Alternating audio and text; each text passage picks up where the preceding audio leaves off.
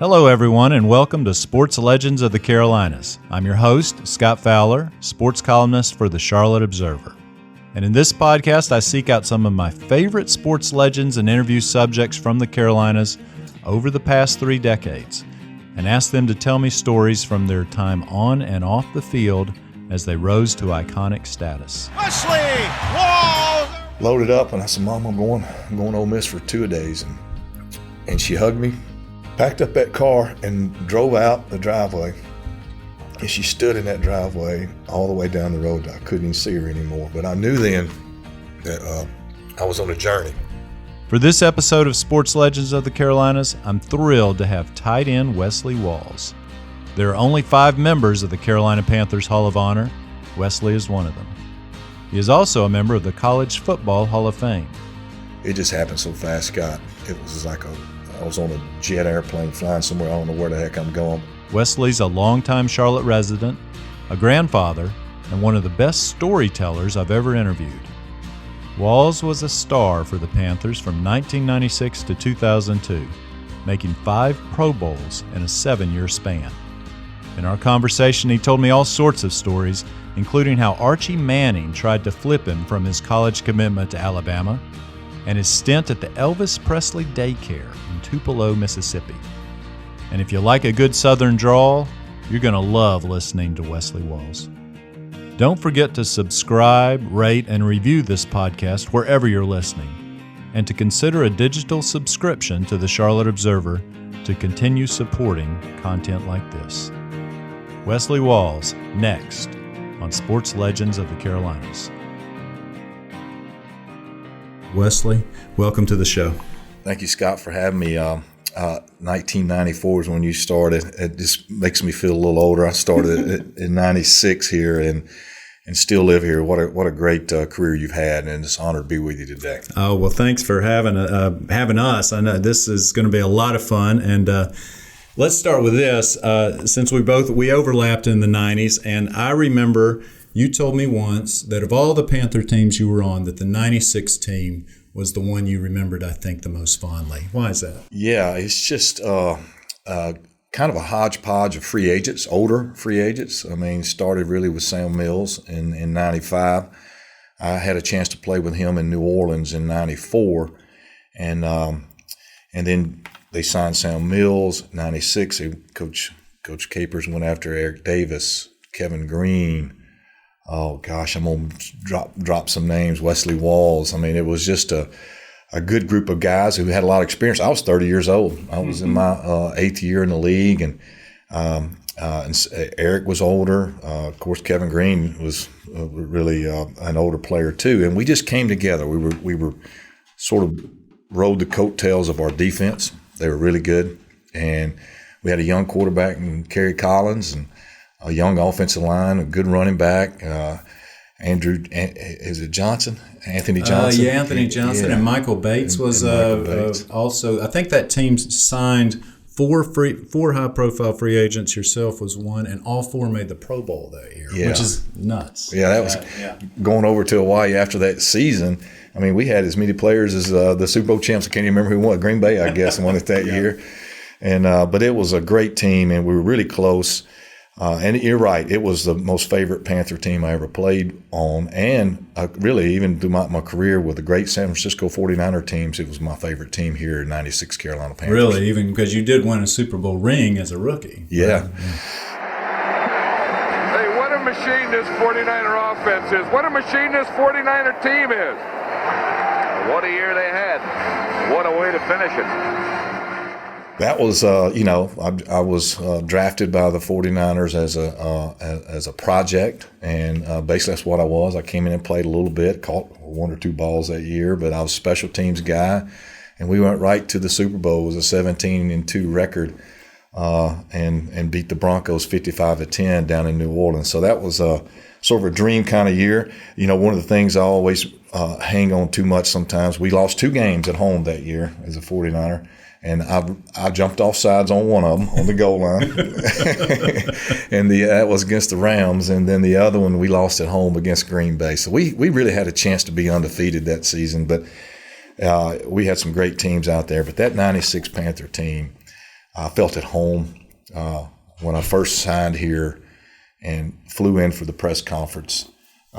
We drove in and just said, wow, this reminds us of Mississippi. It reminds us of home. I think it may have been a Sunday, and no cars on the road. It was about 11 o'clock in the morning when we got here. Everybody's at church. Everybody's at church. And I said, you know what? We're going to like it here, Christy. You mentioned Kevin Greene, the late Kevin Greene, unfortunately passed. And you told me a story I hope you could tell again here about how after those home games, that 96 team went undefeated at home, 9-0, including a playoff win.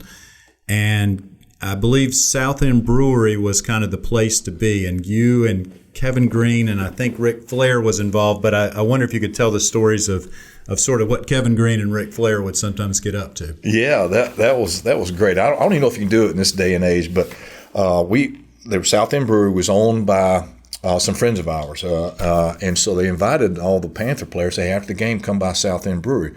Well, I think our first game was against the Falcons at home. We won. A lot of guys showed up: Steve Berline, Kevin Greene, and Rick Flair would always be there. And that was about the time that Kevin Greene was doing some wrestling, the WWF or WWE, whatever it was back then. And they would kind of kid around, and we kept winning though. We won every home game that year. So I'm superstitious, and I know a lot of guys are. Hey, let's go back to South End Brewery after the game, you know. Plus, they gave you free food, and that's going to get Wesley Walls in there for sure, man. And then Kevin and Rick, they started kind of playing up their match or whatever, and they would, you know, Ric Flair would do his woo, and Kevin Greene was, "You're not the best, I am," and all that, and it was just really a scene. And people would come and watch it. It was fun. I mean, we enjoyed it. We had a lot of fun. And there were a lot of, not the whole team was there, but a lot of the players would come by there, and we'd kind of enjoy the victory. And they would sort of even push each other around, right? Sort of make a pretend wrestling deal. Absolutely, that's a good memory. When I told that they would fall around on the tables, knock some over, spill something, you know, and we knew it was fake. But if somebody just sitting there watching, you know, just having dinner, and next thing you know, somebody comes slamming into your table, it looks like a real fight. And those guys are really good at it. That was that team really caught lightning in a bottle for sure. What do you think happened after that? I mean, you kept starring for some teams, but those teams never quite got back to the height of that team that made the NFC Championship game. Yeah, losing that game up in Green Bay, you know, I never will forget seeing Kevin Greene in the shower after that game, and they manhandled us. I mean, they ran the ball on us. Dorsey Evans and Brett Favre and the whole group, they really controlled the game. And I think we were just a little not ready. We just weren't ready, good enough to get to the Super Bowl that year, and we had all the intentions of getting better the next year. And Coach Capers too. I think we added some guys. We went after, made some trades in the draft, and we just came back the next year. And I can't remember specifically. It just wasn't the same. It was not the same. We lost our mojo at home. We started losing games there, and it kind of snowballed into maybe we were older. We were one of the oldest teams in the league, but one of the brand new teams in the league, and we got old and just never got back to where we were that 96 season. Yeah, well, it's hard, isn't it? I mean, you won a Super Bowl as a rookie, so you probably thought it was easy. Yeah. But you never played in another one, right? Never got back to another one. How many years was it? 15 seasons. 15 seasons. I remember walking off that field and going back home to Ole Miss. I was going to go back and take some classes, and just feeling like, yeah, this is going to be. I got a good start here. You know, I'm going to be on a world champion team, and we actually had a chance to go win 3 in a row. The 49ers had won a Super Bowl in 1988. They beat the Bengals on that last touchdown pass with John Taylor from Joe Montana. Then we won in 89, and then in 1990 we were winning the game, running the clock out. Joe Montana had been injured. Steve Young had come in. We were ahead by 2 points, and we fumbled. Roger Craig had a fumble. The Giants got a first down and got in the field goal range, and it was over. And that was sort of the end of the 49er run there till Steve Young in '94 brought him back. But I've forgotten that. That was. I'll tell you, not to sidetrack too much, but that's one of the lessons I learned in pro football, because after that game, they dismantled that team too. I mean, Roger was traded, Tom Rathman, Ronnie Lott, they were all gone to other teams. And you kind of get the business side of professional sports. So you had a great run, and they were ready to move to another direction. But I want to get into your background because it's so interesting, growing up in a small town in Mississippi. Before we do that, though, while we're on the 49ers for a second, a lot of people probably don't know that you were instrumental in Joe Montana's comeback.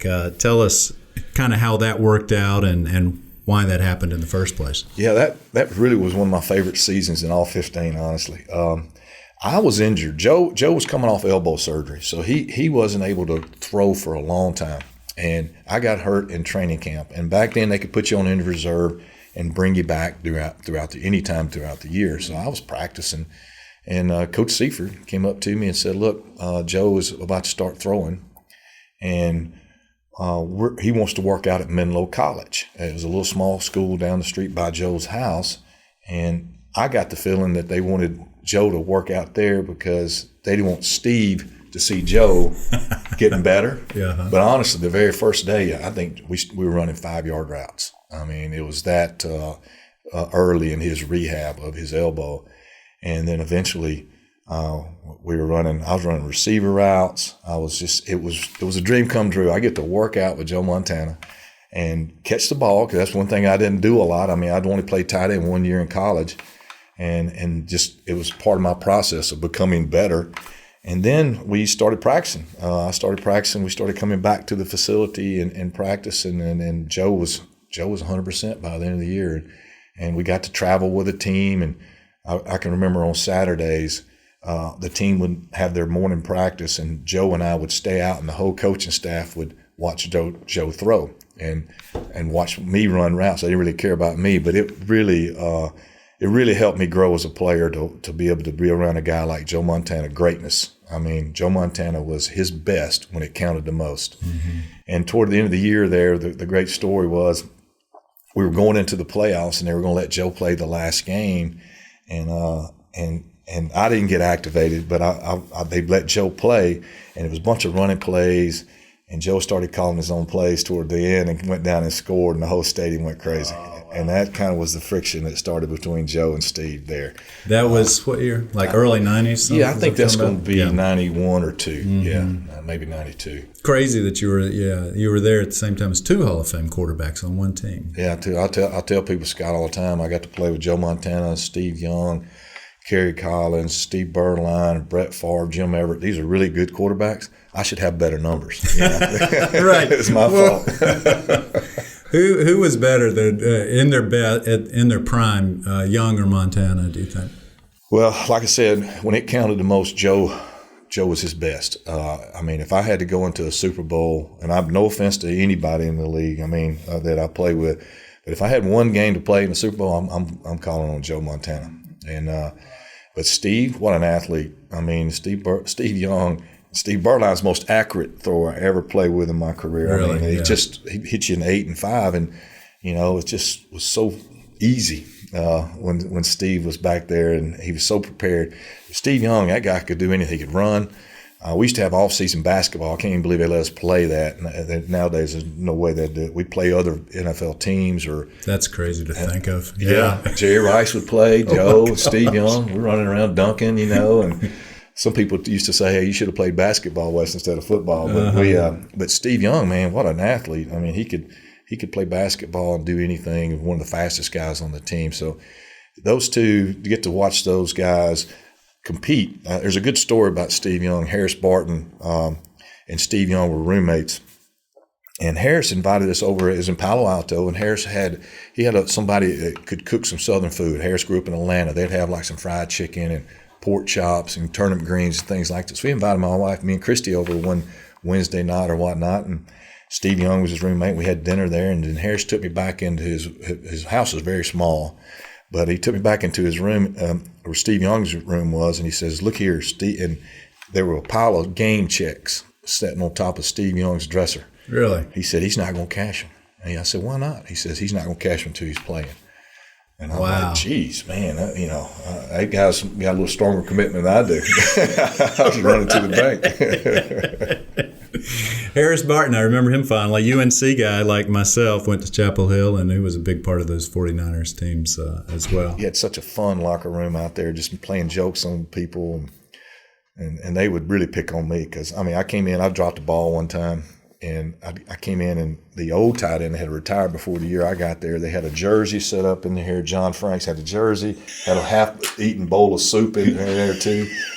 And then I kind of like, oh, this is funny. And then we go to our team meeting, and there he is on the front row. And I'm like, geez, they're cutting me. They're signing John Franks. And then Coach Seifert, he was in on it too. He says, okay, I want everybody, we got one of our old players here. Welcome back. He's just joining us today for a visit. John Franks, and everybody said hey to him. He said, now, Wesley, you can relax. Seifert. We'll be back right after this.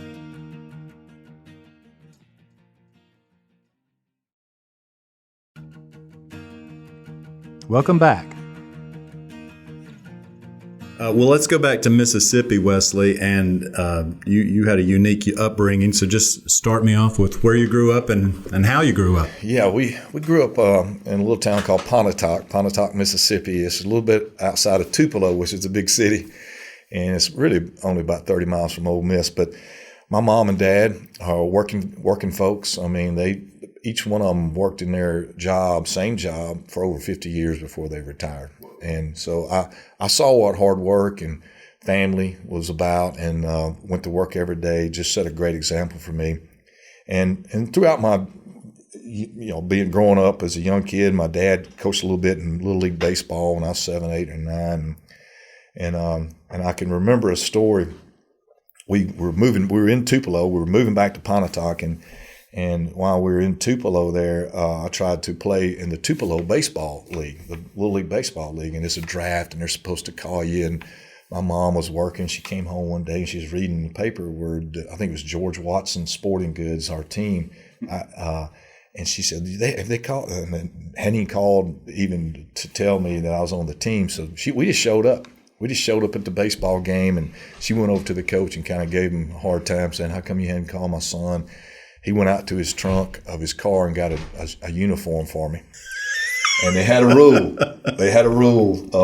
That everybody had to play in the game. Uh-huh. So here it was, about the 6th inning, and they had to put me in to bat. And the first pitch, I bounced it over the center field fence for a double. And I got a call every week that from then on for about, I'm going to bring you to practice. You're going to be on the team and everything. So that was kind of the first thing of organized sports. And my mom was she really had a tragic upbringing, her childhood. She lost, throughout her life, she lost both her parents to being shot and killed. Oh my gosh! And so it was tough. So she put all her energy into me and my sister, and then when we moved to Pontotoc, they had something called a punt, pass, and kick. I don't even know if they have it anymore. Punt, pass, and kick. I did that as a kid. Yeah, not as well as you, I'm sure. I don't know, but she took me up there, and I knew a little bit about kicking, not much, but I could throw a football, and I won the punt, pass, and kick.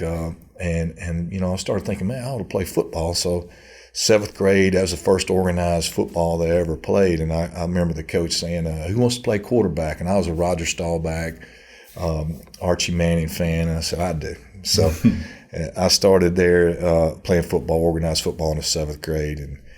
And my coach came to me in the 8th grade. The high school football coach, Phil Flynn, came to me and he said, Wesley, you should stay back in the 8th grade. We got a pretty senior football team, a senior quarterback. He's going to graduate. If you stay back in the 8th grade, when you come into the 9th, you'll have an opportunity to maybe start all 4 years. It'd be good for your career. And I convinced my parents that as well. And actually, Scott, it really helped me academically too, because I was a good student. So I had to take 2 8th grade classes over, which is fine. Then I could take 2 9th grade classes. And it kind of made the classes a little easier throughout the next. I've got 2 classes ahead. Mm-hmm. So I did it, and when I turned 15, I was 5'9", 155 pounds, and I was that was in March of my 9th grade year. I went out spring practice, and those guys almost drowned me by initiation in a 2-inch mud hole. It was about that deep, and I almost drowned. I mean, I remember the Robinson twins. If you're out there, I'm still after you. And, but no, it was something. So I come back in and start that fall. And the very first game, we're playing our biggest rival, Pontotoc High School. And what was your high school? South Pontotoc. We had a North Pontoc, South Pontoc. I would not have thought it was big enough to have 2 Pontoc high schools. It's probably 18,000 people in the county, right. And we've got 3 high schools. Never made any sense. Never made any sense. But Pontotoc was a big city school, the big rival. They're in a bigger division, and we had a team to beat them. And we were on the 1-yard line, first down, and we getting beat 14-10, and I threw an interception. And the guy ran it back for 100 yards. I think he called it an end zone. I think it was a bad call. They should have called it back. But anyway, they beat us, and it was probably the most devastating to my point, and I wanted to quit. And I had my uncle came in the locker room after that, and I wouldn't leave. I just said, I'm quitting. And I remember him saying, Uncle Pete Reeder, he came up to me, he says, you're not a quitter. You got a lot of football left ahead of you. So he was right. He was right. And I ended up, my junior year, my coach left. So we were so good that year, my 9th grade year, that my coach, he left to a bigger school, and we had a new offense where I became a running quarterback. Now, you've watched me in the NFL, and think of me as a running quarterback. Oh, yeah. That probably didn't work out that well. Yeah. Didn't work out that well. I was going nowhere. But at 5'9", 155, when I came back in that 9th grade year, I meant to say I was 6'1", 190. And by the time I was a junior, I was like 6'3", 210. And my dad and mom set me down around my junior football season sometime in October and said, hey, look, we're separating. We're going to get a divorce. We're going to separate first. And my dad said, I'm moving up to the city in Pontotoc. And he said, you can move with me and play at Pontotoc if that's something you want to do. He said, or we can move to Tupelo. We can move anywhere, and you can come play because, we're going to be divorced. And the shock of the divorce, I hate to say it, probably didn't surprise me, but just the actual him moving out and moving up there, I knew it was real. So we moved. I moved in with him up at Pontotoc. I decided I had some friends up there. I'm still close with those guys right now. They're Tracy Davis, David Ferguson, Jamie Mitchell, and they were close friends. And so I thought I'm going to go play with these guys. And so I remember going to South Pontotoc after my last football game and asking for my transcript. And the principal said, you're making the biggest mistake of your life. You should stay here. You're a basketball player, better basketball player anyway. I said, Mr. Hagan, my mom and dad are separated. I'm moving in with my dad. And I'm going to play football up there. I'm going to play all the sports I can.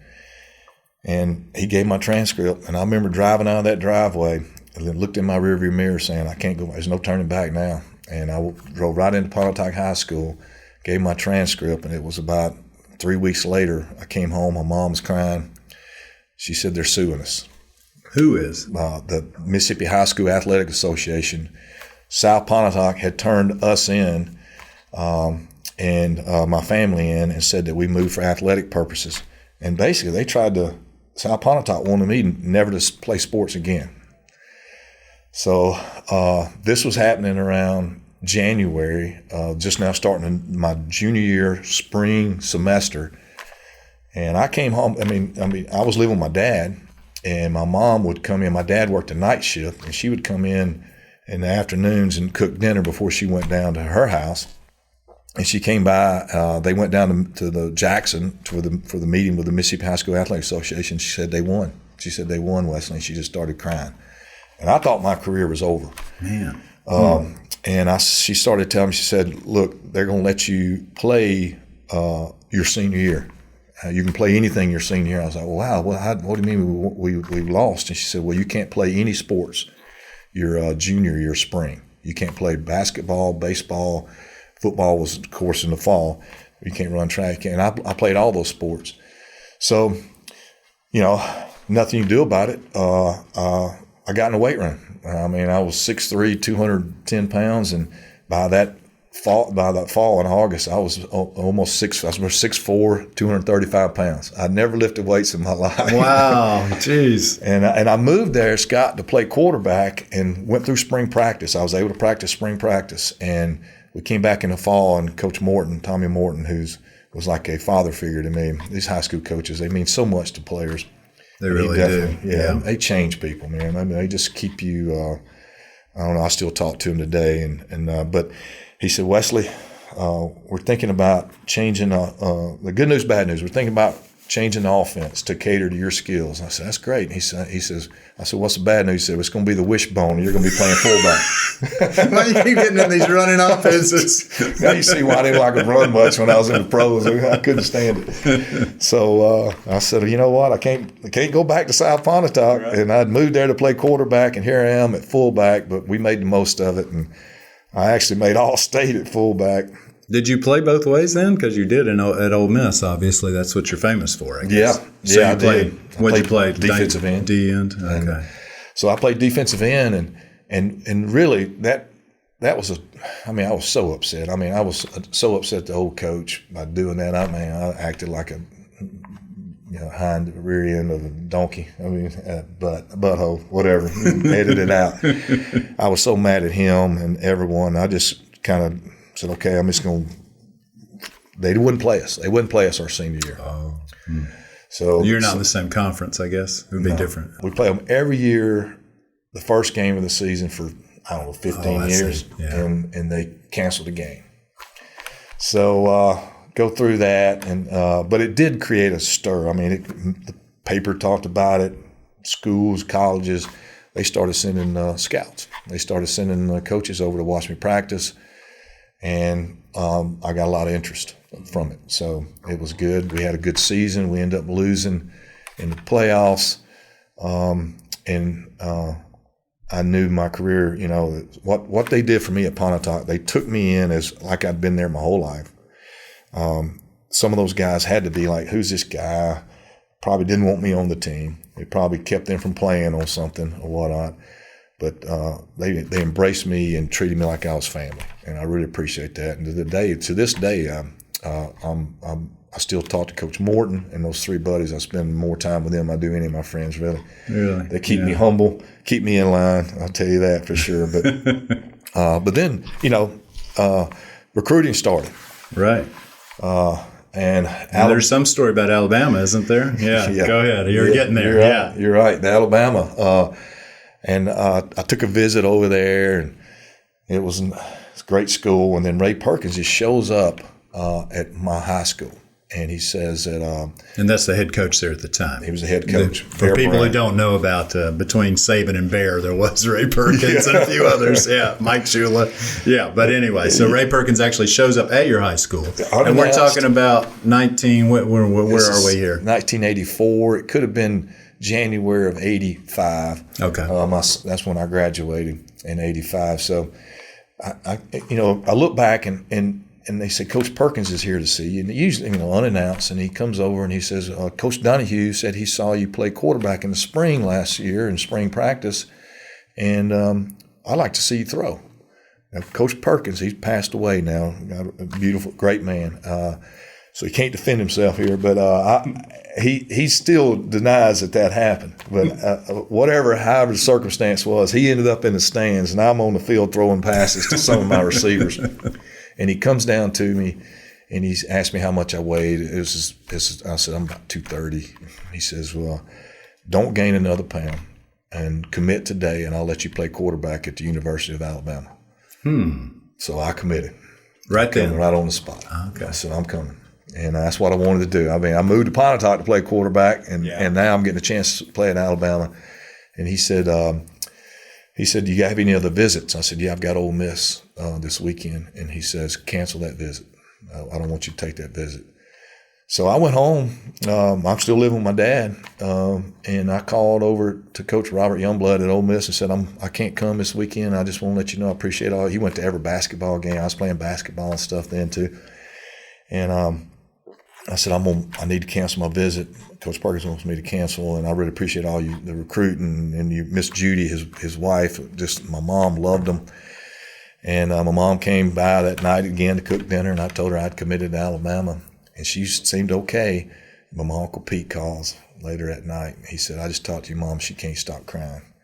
You committed to Alabama. And I'm like, geez. I said, I didn't know. She didn't seem that upset. And he says, well, let's just think about it. So went to sleep, woke up next morning. I had a little job at a clothing store in town. It was part of school credit. And I get a call at that place, and it was the lady working there said, Wesley, Archie Manning is on the phone for you. Really? So I think it's one of my buddies, right? Jamie or Tracy or David. And when I pick up the phone, I hear his voice. Says, hey, Wesley, this is Archie Manning. And I was like, this is really Archie Manning. He said, I heard you committed to Alabama. Congratulations. What a great program, great history, tradition. Man, we had a lot of battles and wars with those guys. He says, and they're going to let you play quarterback. And I said, yes, sir. I said, that's kind of why I moved to Pontotoc, and I just want the chance. He said, well, Wesley, sometimes they'll recruit you and say they're going to let you play a position, but they really have no intention of ever letting you play. And I said, yes, sir, but they're going to give me a chance. He said, I respect that. He said, I want you to think about a couple of things, though, Wesley. He said, when you get finished playing in Alabama, are you going to stay in Alabama or are you going to move back to Mississippi? And I said, well, I'm going to probably move back home to Mississippi. He said, well, listen to what you just said. You call Mississippi your home. And maybe you ought to take that visit to Ole Miss this weekend. I said, you know what, Mr. Manning? Yes, sir, I will. And I called Ray Perkins. Archie Manning with a fourth quarter comeback there. All right. And I'm telling you this day, Archie tells a little difference. He told me, there ain't no way I watched you play quarterback. There's no way you can play quarterback in Alabama. He was right. Even whatever was said. So I called Coach Perkins and said, Coach, I just want you to know I am going to take my visit this weekend. I gave my word to them, and I'm going to keep it. And he says, don't you do it. They're going on probation. They're going to try to pay you a lot of money and surround you by a bunch of pretty girls and change your mind. And I was like, dang. So it sounded good, yeah. But I said, don't you worry, Coach. I will not change my mind. I go over there, long story short, I come back Sunday night, and I had to call Coach Perkins, and I said, Coach, you were right. I shouldn't have gone. But I got to tell you, I'm glad I did, because this is where I need to play. This is where I grew up wanting to play my whole life. I really appreciate the opportunity to play quarterback when I'm going to Ole Miss. And I've moved that summer school over there and started working out with the team. And I did not want to get redshirted, and immediately they put me right at defensive end. Really? Yeah. So that was my spot. That was my spot. And I can remember my freshman year, I played in every game, and I really didn't know if I was any good or not. And my mom really didn't want me to go to summer school. She didn't want me to leave. She wanted me to stay at the house as long as I could, right? And but I was committed. I was focused on it. So I remember packing up my bags to go to. I'd been to summer school. I came home. We had the Mississippi High School All-Star game, and there's a story I'm going to tell you about that later. And loaded up, and I said, Mom, I'm going to Ole Miss for 2 days. And she hugged me, packed up that car, and drove out the driveway.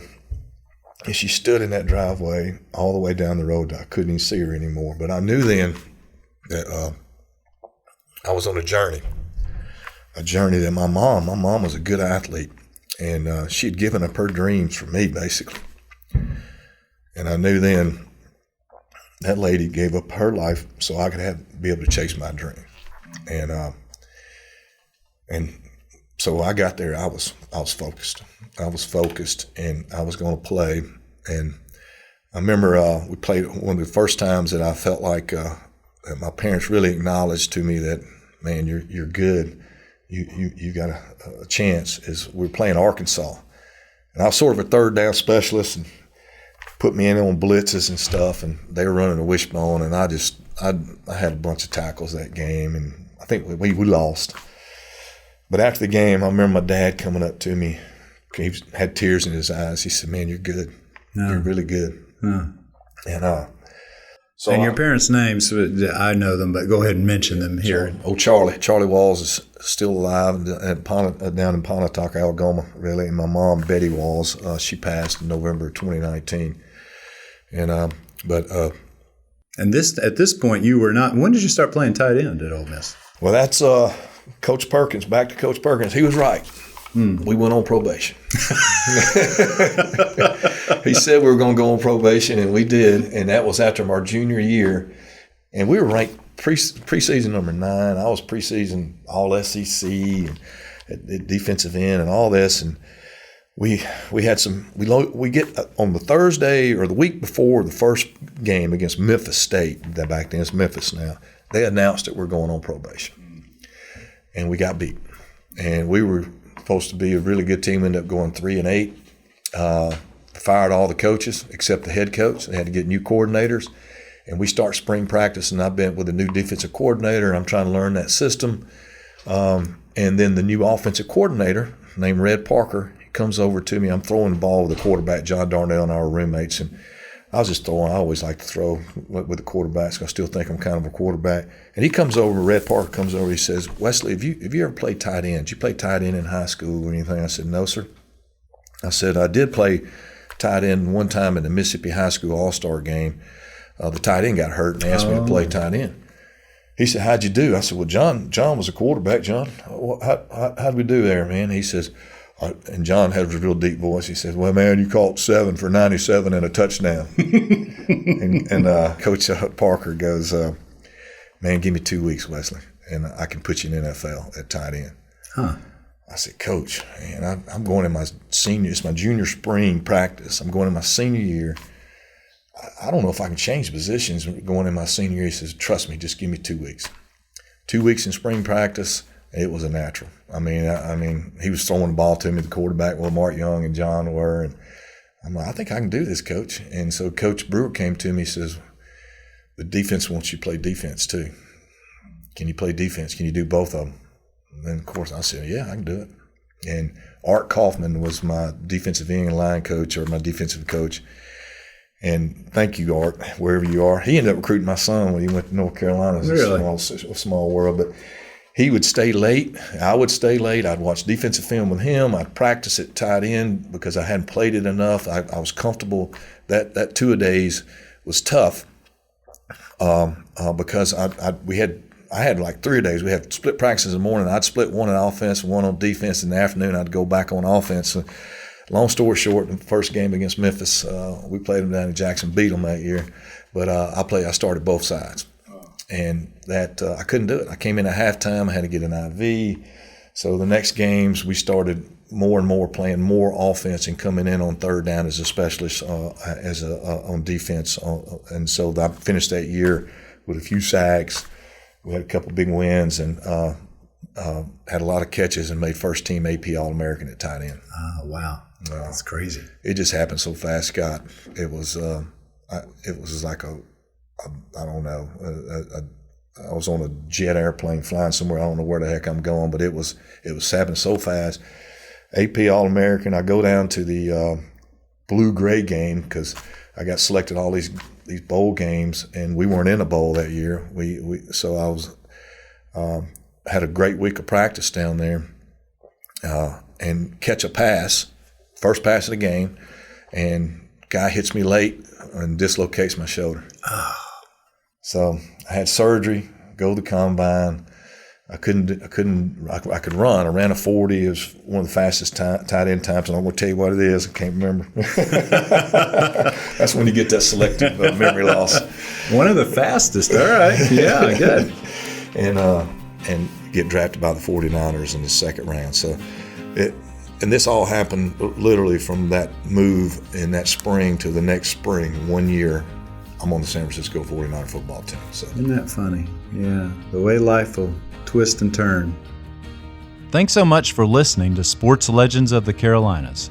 You've just heard the first half of our conversation, but there's much more to come. And if I have one regret about my time with the Panthers, this is how it ended. And humility is such a character trait that is not mentioned enough, because when you're humbled, when life has a way of humbling you, when and everybody gets humbled. When you get humbled, you see things a lot more clear, and you appreciate things a lot more than you did before. For that, please purchase a premium subscription to our show, exclusively on Apple Podcasts. And for video of these interviews, visit charlotteobserver.com/sportslegends. Caught by Wesley Walls for a touchdown. I'm Scott Fowler, and this is Sports Legends of the Carolinas. This show is produced by Jeff Seiner and Cotta Stevens, and the director of audio at McClatchy is Davin Coburn. For lots more content and to continue supporting this kind of work, please visit charlotteobserver.com/sportslegends and consider a digital subscription. Connect with me on Twitter at Scott_Fowler or by email at sfowler@charlotteobserver.com. And don't forget to subscribe, rate, and review wherever you listen to podcasts. And if you like what you hear, please share with a friend. See you next week.